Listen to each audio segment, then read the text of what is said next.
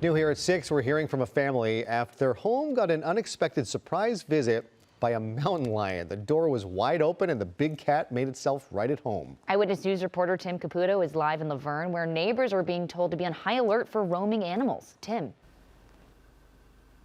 Sophie, Joy, this isn't necessarily a neighborhood high in the mountains, deep in the woods. It's a normal neighborhood. There were kids' parties yesterday, people walking around with families this afternoon as well. And the man who encountered that mountain lion yesterday afternoon says he's hiked up in those hills dozens, if not hundreds of times. He's never once seen a cougar. Apparently, the animal had to come to him. It is a story almost unbelievable, but it is true when you know that he's not lying. There are unwelcome house guests, then there's this, a mountain lion strutting through the front door of this Verne home. Jeff Tenney was in the kitchen of his mother's house Saturday afternoon when the big cat just strolled in. And then out of the corner of my eye here, I see and feel the large presence. Tenney couldn't believe his eyes, standing just a few feet away from a potentially ferocious wild animal. Peeked around the corner in the dining room and we locked eyes, and for a moment, and I knew it was the lion. That moment only lasted a second because the mountain lion wasn't interested in remaining a house cat and darted out the back door. As soon as it saw me, went straight through the screen here, out the back. It was a loud noise, like boom, and into the pool and over the fence. The cougar even popped a pool float during its daring escape out the backyard. Tenney ran out front. I wasn't scared. I was generally just ultimately thinking about my dog, who was in the front yard. It was the middle of Saturday afternoon, and Tenney's 13-year-old dog Bandit was sunbathing in the front yard, but the big cat never noticed him, and Bandit didn't notice the mountain lion either. He was sound asleep. He was napping right here in the front lawn. So he was snoozing.